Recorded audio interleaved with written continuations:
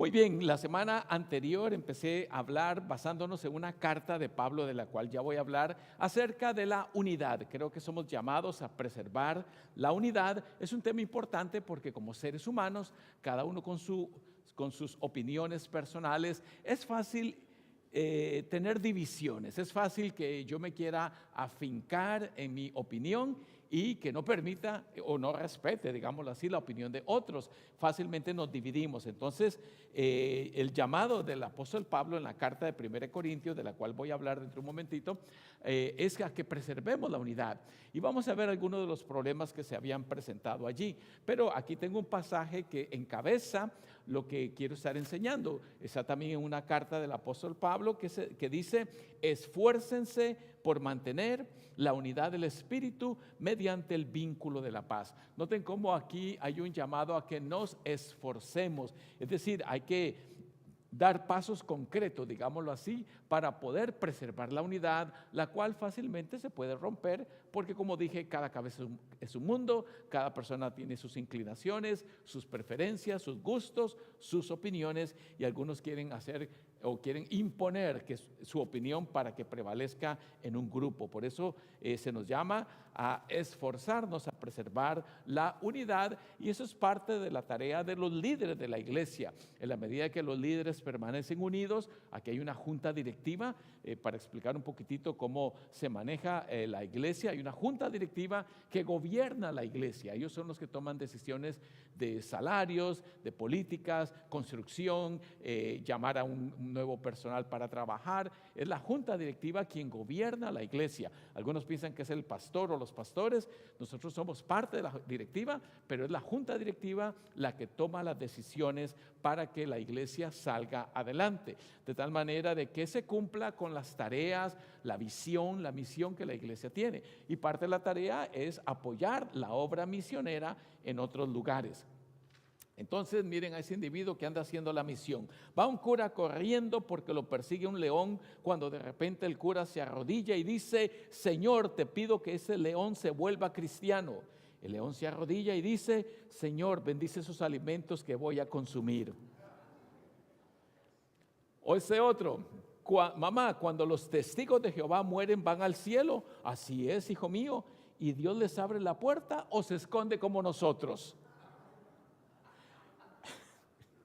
Y ese es un agregado para distraerlos. Para las que buscan un príncipe azul, lamento informarles que ya solo quedan viejos verdes. Por aquello. Muy bien, estamos hablando de la primera carta a los Corintios que aparece en su boletín. Así se llama la carta a los Corintios, porque Corinto era una ciudad en el sur de Grecia. Ahí se los puse en el mapa para que más o menos usted se ubique. Note que aquí, para los que conocen algo de geografía, aquí está Roma, Italia, que parece una bota, es muy conocidísimo. En el centro está lo que es Grecia, y al sur de Grecia está la ciudad de Corinto, que es un puerto, como hablaba la semana pasada, y la masa continental que comienza acá es Asia, y específicamente ese cuerpo terrestre es lo que hoy conocemos como Turquía. Son de los países más interesantes que uno podría viajar, porque por ejemplo Roma terminó conquistando toda esta área, y el emperador Constantino, que fue quien oficializó el cristianismo como religión del imperio, asentó su capital allí en Constantinopla, más o menos donde usted ve que dice que están las iglesias de Apocalipsis, como en el centro está la ciudad que se llama Constantinopla, y Constantino, de ahí viene Constantinopla, llegó a ser un emperador súper importante porque fue el que oficializó al cristianismo como religión del imperio romano. Así que la historia es sabrosísima, conocer mucho de lo que aparece ahí. Yo ya les he dicho que a mí me encanta la historia, y de hecho eso estudié en la universidad, historia, de eso me gradué mis primeros 4 años de estudios universitarios. Y aquí tengo otro mapa donde usted puede apreciar brevemente los movimientos del apóstol Pablo como misionero, que es lo que estábamos hablando, que la iglesia apoya la obra misionera, y la primera iglesia misionera conocida claramente en la Biblia, puede ser que hayan habido otras antes de la que voy a mencionar, no sabemos, pero que claramente encontramos mencionada en la Biblia, es la iglesia de Antioquía. Explicaba aquí en esta franja que es lo que hoy conocemos como Israel. En ese entonces no se conocía con ese nombre. En esta franjita puede ver en el puro sur que aparece Jerusalén, pero Jerusalén no era una iglesia propiamente misionera que enviaba personas a predicar a otro lado, hasta que se convirtió a quien conocemos como el apóstol Pablo. Miren que va hacia el norte y ahí se ve ese punto rojo que es Antioquía. Pues claramente sabemos que la iglesia de Antioquía llegó a ser la primera iglesia que enviaba de una manera, digamos, sistemática y organizada misioneros a predicar a otros lugares. Y uno de esos misioneros era el apóstol Pablo, y hay otros misioneros que probablemente usted ha escuchado los nombres como Bernabé, como Timoteo, Tito, que tenemos cartas en la Biblia con esos nombres. Ellos salieron de este grupo de iglesia de Antioquía y fueron a diferentes lugares. Aquí tenemos lo que es el segundo viaje misionero de Pablo con sus compañeros, y pueden notar usted que de Antioquía salen para lo que hoy es Turquía, van como a Tarso, Derbe, Icono, Listra, Antioquía, otro Antioquía que hay por ahí, llegan hasta Troas, de Troas cruzan a Europa. Primero han estado aquí en Asia, Asia Menor, cruzan a Europa y evangelizan en la ciudad de Filipo, Tesalónica, Berea, Atenas, y llegan a Corinto. Y ahí está Corinto. Lo menciono porque tenemos cartas en la Biblia a esas iglesias que esos misioneros fundaron. De hecho, tenemos carta, por ejemplo, a los tesalonicenses, a los filipenses. No tenemos de Berea, por lo menos no la tenemos en la Biblia. Quizás hubo cartas, pero no fueron preservadas. Pero lo cierto del caso es que Pablo le escribe a la iglesia de Corinto.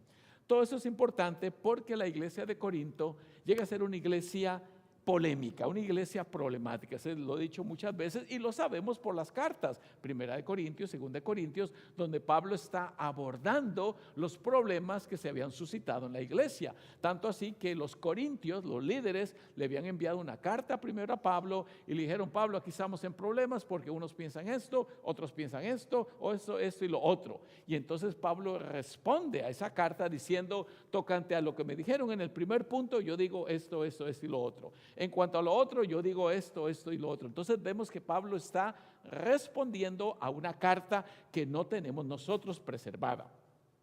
Lo cierto del caso es que la iglesia de Corinto era problemática, y aquí solamente enumero uno de los pocos problemas que de alguna manera tienen relevancia para las iglesias de hoy. Por ejemplo, dentro de la iglesia había inmoralidad sexual, litigios entre creyentes, desorden en la mesa del Señor, mal uso de los dones espirituales, incomprensión de la resurrección, y una de las cosas más delicadas que se había suscitado, y Pablo lo aborda allí, es que cuestionaban la autoridad de Pablo. Cuestionaban que él fuera un apóstol, porque creo que he predicado en otras ocasiones, para los que recordarán, el apóstol Pablo no conoció al Jesús terrenal. Él no caminó con Jesucristo. Él mismo lo dice, él llegó tardíamente al movimiento cristiano. Los apóstoles que sí lo conocieron, como Pedro, Tomás, Andrés, etcétera, los 12 apóstoles, ellos sí caminaron con el Señor. Pablo estaba en otro mundo, y de hecho él era perseguidor de la iglesia. Creo que usted ha escuchado esa parte. Él perseguía a los cristianos. Él quería desaparecer el movimiento cristiano hasta que tuvo un encuentro con Jesucristo y fue convertido. Pero entonces las iglesias decían: ¿cómo se va a llamar ese individuo Pablo, apóstol, si nunca anduvo con Jesucristo? Esa era la pregunta. Cuando usted lee el capítulo 9, usted ve que Pablo dice: yo sí soy apóstol por esto y lo otro. Él trata de defender su apostolado. Entonces, cuando escribe la carta, descubre que hay una iglesia dividida, y entonces quiere ahora buscar cómo enmendar, cómo reparar ese problema. Ahora, antes de ir al pasaje que tengo para hoy, usted también debe saber lo siguiente: la iglesia de Corinto, en el mapa, ya no lo tengo aquí en la pantalla, pero en el mapa se vio que Corinto es el sur de lo que hoy es Grecia. Ahora, cuando usted piensa en Grecia, casi automáticamente es inevitable pensar en los grandes filósofos de esa época. Poco antes, poco después de Pablo, por ejemplo, se ha escuchado de Sócrates, Platón, Aristóteles, Tales de Mileto, Pitágoras, Heráclito, Parménides, Epicurio, y hay otra gran cantidad de filósofos que fundaron escuelas súper importantes que hasta la fecha hoy son vigentes. Hoy estas filosofías siguen influenciando el pensamiento humano. De hecho, toda la cultura occidental se basa en la filosofía de estos individuos que estamos mencionando acá. Entonces, esta filosofía había tenido un impacto en la iglesia de Corinto. Había tenido un gran impacto. Y eso había hecho que muchos creyeran más en los filósofos que en lo que Pablo les predicaba. Y esa es la razón por la cual en el capítulo que vamos a revisar hoy, se lo puede ver el 1:18 en adelante hasta el 31, el apóstol Pablo está tratando de argumentar contra los filósofos de la época. Yo quiero decir lo siguiente, a mí me encanta la filosofía y la estudio, la leo, porque la filosofía en sí no es mala, es cuando se trata de explicar la fe cristiana con la filosofía en donde hay un problema. Y entonces no es que no se pueden relacionar, porque hubo pensadores posteriores como San Agustín, Tomás de Aquino y otros grandes pensadores que trataron de reconciliar la filosofía platónica, aristotélica, con el pensamiento cristiano. De hecho, San Agustín, que es uno de los pensadores más famosos del cristianismo, él escribió un libro famoso que usted lo puede encontrar en internet, si solo pone San Agustín, y el libro se llama, ¿alguien sabe cómo? La ciudad de Dios.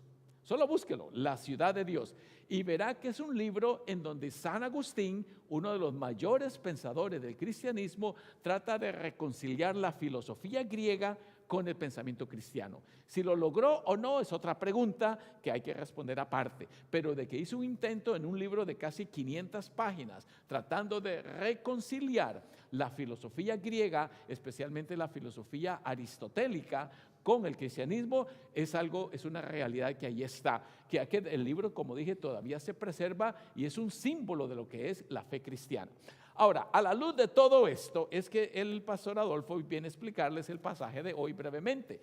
El apóstol escribe, porque en la sabiduría de Dios, por no haber el mundo conocido a Dios por sabiduría, agradó a Dios salvar a los creyentes por la locura de la predicación. ¿Qué quiere decir Pablo? Él está aquí interactuando con filósofos y dice que esa sabiduría de Dios es diferente al mundo, a la sabiduría del mundo, porque a través de la sabiduría del mundo, la filosofía griega, no se pudo llegar a conocer a Dios, dice él. En cambio a Dios, dice, le agradó salvar a los creyentes por la locura de la predicación. ¿Por qué dice esto?